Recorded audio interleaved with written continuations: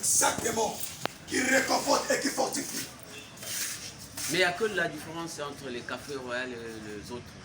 Oh, c'est que le café royal, ça te donne l'accès d'être un diplomate et l'homme fort. Et à bien réfléchir. Parce que l'homme commence à somnoler dans sa pensée. Quand la mémoire est fatiguée, c'est là où tu somnoles. Or, tu prends le café, automatiquement, ça te réveille. Maintenant, le mot robotisé, là. Et robotisé, ça veut dire tout simplement, c'est le café qui te redonne la force. Comme un petit robot en France. Tu as déjà vu un robot qui se fatigue? Non. Attends.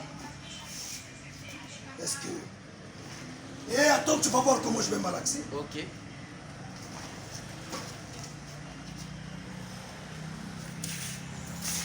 C'est ici. Voici.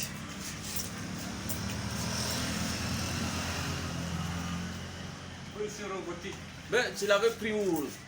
La forme là de faire des C'était gestes l'inspiration. magnifiques. L'inspiration, ça vient. Qui était venu et j'ai navigué dans le monde du café.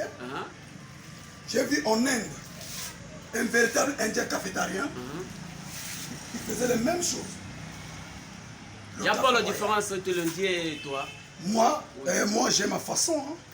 C'est-à-dire j'ai reçu une inspiration de cette manière-là pour faire attirer l'attention des gens de savoir que le café est bon. Maintenant, surtout quand tu souffres de l'hypotension.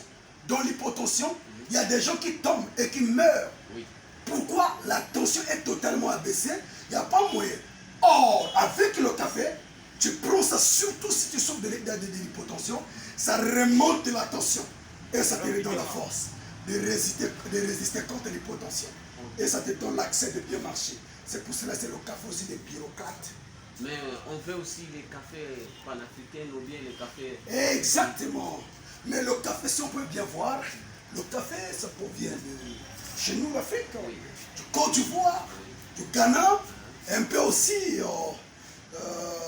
de la Colombie. Et voici, il y en a plusieurs, en Afrique aussi, il y en a. Et je sais qu'il y a aussi en Brésil et aussi en Indonésie. Mais nous avons sur le café, qu'on sait qu'en Côte d'Ivoire, dans le marché mondial, c'est nous qui remportons la victoire. C'est pour cela que j'ai aimé de faire le café. Et donc, le citoyen congolais. Mais tu l'avais plus. Moi, j'ai appris ça par un véritable bambara. Lorsque j'ai écouté qu'on a interrompu, qu'on ne pouvait pas vendre. J'ai été interviewé, même à Dier TV. À Dier TV, on m'a interviewé. Et j'ai dit ceci, je ne peux jamais baragouer le décret de son excellence, mon président Denis Sassou Nguesso, quand on a parlé de l'arrêt du café. Quand on m'a dit cela, mais j'ai compris, j'ai fouillé dans mes diagnostics. J'ai essayé de diagnostiquer ce problème, de voir la recherche. Le problème dont on a tué, c'était lequel? On a compris que ce n'était pas nous les Congolais, c'est les frères qui nous ont appris le café. Et c'est cela. Donc moi étant citoyen, j'ai pris ça, la relève, donc pour le café. Parce que s'il n'y a pas le café, les gens peuvent mourir. S'il n'y a pas la vente du café, les gens vont mourir. C'est pour cela que je vends le café en public et dans cette manière que vous me voyez. Vous, c'est monsieur? Moi, c'est monsieur Jumbo, Dieu merci, Enoch Silver. Merci beaucoup, monsieur. Merci aussi, mon frère. Merci beaucoup.